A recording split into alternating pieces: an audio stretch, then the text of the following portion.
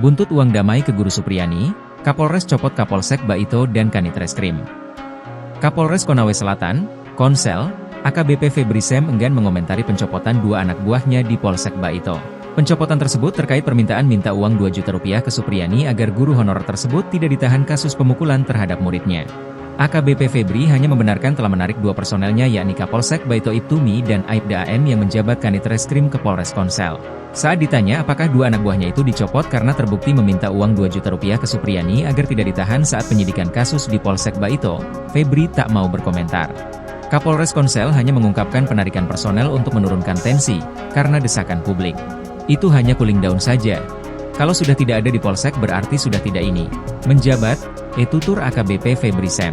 Sebelumnya Ibtu Idris dan Aibda Amiruddin diperiksa Propam Polda Sultra. Keduanya terindikasi melakukan pelanggaran etik dalam penanganan kasus dugaan penganiayaan anak polisi yang menjerat Guru Supriyani sebagai terdakwa. Ibtu Muhammad Idris dan Aibda Amiruddin diduga meminta uang 2 juta rupiah dalam kasus yang menjadi sorotan publik tersebut.